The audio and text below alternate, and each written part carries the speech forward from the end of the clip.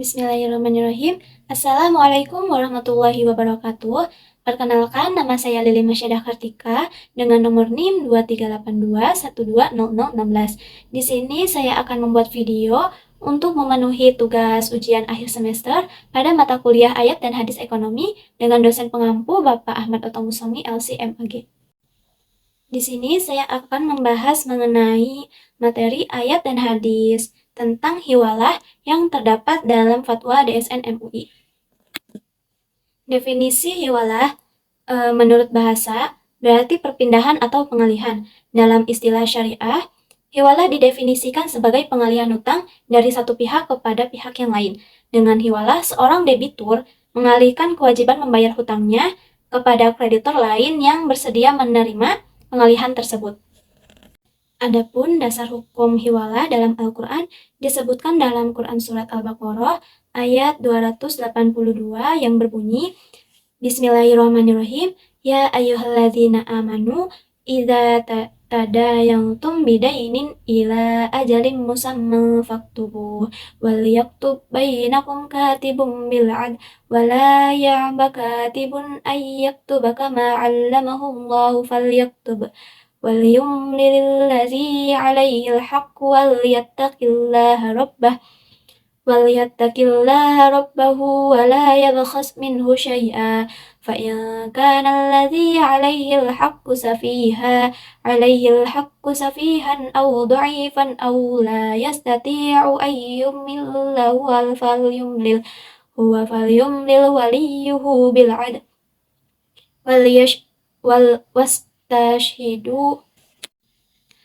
واستشهدوا شهيدين من رجالكم فإن لم يكونا رجلين فرجل وامرأتان ممن ترضين من الشهداء أن تضل إحداهما فتذكر إحداهما الأخرى ولا يأبى الشهداء إذا ما دعوا ولا تسمعوا أن تكتبوه صغيرا أو كبيرا إلى أجله ذلكم أقسط عند الله وأقوم للشهادة وأدنى ألا ترتابوا إلا أن تكون تجارة حاضرة تديرونها بينكم فليس عليكم جناح ألا تكتبوها وأشهدوا إذا تبايعتم ولا يضار كاتب ولا شهيد وإن تفعلوا فإنه فسوق بكم واتقوا الله ويعلمكم الله والله بكل شيء عليم. Sadaqallahul azim, yang kurang lebih artinya, wahai orang-orang yang beriman, apabila kamu berutang piutang untuk waktu yang ditentukan, hendaklah kamu mencatatnya. Hendaklah seseorang pencatat di antara kamu menuliskannya dengan benar. Janganlah pencatat menolak untuk menuliskan sebagaimana Allah telah mengajarkan kepadanya. Hendaklah dia mencatatnya dan orang-orang yang berutang itu mendiktekannya. Hendaklah dia bertakwa kepada Allah dan janganlah dia menguranginya sedikit pun. Jika yang berhutang itu orang yang kurang akalnya, lemah keadaannya, atau tidak mampu mendiktekannya sendiri, hendaklah walinya mendiktekannya dengan benar. Mintalah kesaksian 2 orang saksi laki-laki, boleh seorang laki-laki dan 2 orang perempuan di antara orang-orang yang kamu sukai dari para saksi yang ada. Sehingga jika salah seorang saksi perempuan lupa, yang lain mengingatkan. Janganlah saksi-saksi itu menolak apabila dipanggil. Janganlah kamu bosan mencatatnya sampai batas waktunya, baik utang itu kecil maupun besar. Yang demikian itu lebih adil di sisi Allah, lebih dapat menguatkan kesaksian dan lebih mendekatkan kamu kepada ketidakraguan. Kecuali jika hal itu merupakan perniagaan tunai yang kamu jalankan di antara kamu, maka tidak ada dosa bagi kamu jika kamu tidak mencatatnya. Ambillah saksi apabila kamu berjual beli dan janganlah pencatat mempersulit atau dipersulit, begitu juga saksi. Jika kamu melakukan yang demikian itu, sesungguhnya hal itu adalah suatu kefasikan bagimu. Bertakwalah kepada Allah, sesungguhnya Allah memberikan pengajaran kepadamu dan Allah Maha mengetahui segala sesuatu. Quran Surat Al-Baqarah ayat 282. Kemudian ada pula dasar hukum hiwalah dalam hadis. Yang pertama itu Rasulullah Shallallahu Alaihi Wasallam bersabda yang artinya menunda-nunda pembayaran utang yang dilakukan oleh orang yang mampu adalah suatu kezoliman. Hadis riwayat Al-Bukhari dan Muslim. Kemudian hadis yang kedua, Nabi Muhammad Shallallahu Alaihi Wasallam bersabda dalam artinya mengalihkan utang kepada pihak yang mampu membayar adalah diperbolehkan. Hadis riwayat Al-Bukhari dan Muslim. Kemudian ada pula pendapat ulama tentang hukum hiwalah. Para ulama sepakat bahwa hukum hiwalah itu diperbolehkan atau jaiz. Hal ini berdasarkan dalil-dalil Al-Quran dan hadis yang membolehkan praktik pengalihan utang piutang tersebut. Namun ada perbedaan pendapat di antara para ulama mengenai beberapa ketentuan teknis pelaksanaan hiwalah. Sebagian ulama mazhab Hanafi dan Maliki mensyaratkan adanya persetujuan dari pihak yang berhutang untuk mengalihkan utang kepada pihak lain. Sedangkan ulama mazhab Syafi'i dan Hambali memperbolehkan hiwalah tanpa adanya persetujuan pihak yang berhutang. Asalkan pihak yang menerima peralihan hutang tersebut sanggup untuk membayar utang. Kemudian ada rukun dan syarat hiwalah. Yang pertama, rukun hiwalah terdiri dari muhil atau pihak yang mengalihkan utang. Yang kedua, muhal, pihak yang berhutang. Yang ketiga, muhal alaih, pihak yang menerima pengalihan hutang. Dan yang keempat adalah nilai atau jumlah utang yang dialihkan. Kemudian ada pula syarat-syarat hiwalah. Yang pertama itu muhil, muhal, dan muhal alaih harus cakap hukum. Yang kedua, hutang yang dialihkan harus jelas jumlahnya dan tenggang waktu pembayarannya. Kemudian yang ketiga, muhal alaih harus menyetujui pengalihan hutang tersebut. Kemudian yang keempat adalah akad hiwalah harus dilakukan dengan jelas dan tegas. Dan yang selanjutnya adalah hiwalah dalam fatwa DSN MUI.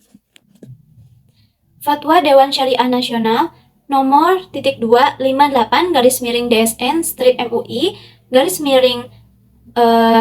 Romawi _2007 tentang hawalah bil ujroh. Bismillahirrahmanirrahim. Dewan Syariah Nasional setelah menimbang pertama, bahwa fatwa DSN nomor 12 /DSN MUI _4 Romawi _2000 tentang hawalah belum mengatur hawalah mutlaqoh dan ketentuan ujroh atau fee dalam hawalah. Yang kedua, bahwa akad hawalah bil ujroh diperlukan oleh LKS guna memenuhi kebutuhan objektif dalam rangka memberikan pelayanan terhadap nasabah. Ketiga, bahwa agar cara tersebut dilakukan sesuai dengan prinsip syariah, DSN memandang perlu menetapkan fatwa tentang hawalah bil ujroh untuk dijadikan pedoman. Kemudian mengingat yang pertama, firman Allah Subhanahu wa Ta'ala, antara lain, yang pertama Quran Surat Al-Ma'idah ayat 1 yang berbunyi, Bismillahirrahmanirrahim, Ya ayyuhalladzina amanu awfu bil'uqud. Surahallahul Azim, yang kurang lebih artinya, wahai orang-orang yang beriman, penuhilah akad-akad itu. Kemudian yang kedua, Quran Surat Al-Baqarah ayat 282 yang berbunyi, Bismillahirrahmanirrahim, Ya ayyuhalladzina amanu idza tadayantum bidaynin ila ajalin musamma faktubuhu wal yaktub bainakum katibun bil adl wala ya'ba katibun ay yaktuba kama 'allamahu Allahu falyaktub wal yumlil ladzi 'alaihi al-haqq walyattaqillaha rabbahu wa la yabkhas minhu syai'a. Surahallahul Azim, yang kurang lebih artinya, wahai orang-orang yang beriman, apabila kamu beramalah tidak secara tunai untuk waktu yang ditentukan, hendaklah kamu menuliskannya. Dan hendaklah seorang penulis di antara kamu menuliskan dengan benar, dan janganlah penulis enggan menuliskan sebagaimana Allah mengajarkannya. Maka hendaklah ia menulis, dan hendaklah orang-orang yang berutang itu mengimlakannya atau apa yang akan ditulis itu. Dan hendaklah ia bertakwa kepada Allah Tuhannya, dan janganlah ia mengurangi sedikit pun daripada hutangnya. Kemudian yang kedua ada hadis Nabi Shallallahu Alaihi Wasallam. Yang pertama diriwayatkan oleh Imam Bukhari Muslim, Abu Dawud, dan Ibnu Majah dari Abu Hurairah. Rasulullah bersabda, "Matlul ghaniyi zulmun, fa iza utbi'a ahadukum ala mali'in falyatba." Yang kurang lebih artinya, menunda-nunda pembayaran utang yang dilakukan oleh orang mampu adalah suatu kezaliman. Maka jika seseorang di antara kamu dialihkan hak penagihan piutangnya kepada pihak yang mampu, maka terimalah. Kemudian memperhatikan yang pertama pendapat para ulama antara lain Mustafa Abdullah Al-Hamsyari sebagaimana dikutip oleh Syekh Atiyah Sakar dalam kitab Ahsan Al-Kalam fi Al-Fatawa wal Ahkam jilid 5 halaman 542 sampai 543. Kemudian yang kedua pendapat peserta rapat pleno Dewan Syariah Nasional MUI pada hari Rabu 13 Jumadil Awal 1428 Hijriah garis miring 30 Mei 2007 memutuskan menetapkan (2) fatwa tentang hawalah bil ujroh. Pertama, ketentuan umum dalam fatwa ini yang dimaksud dengan pertama, hawalah adalah pengalihan hutang dari satu pihak kepada pihak lain, terdiri atas hawalah muqayyadah dan hawalah mutlaqah.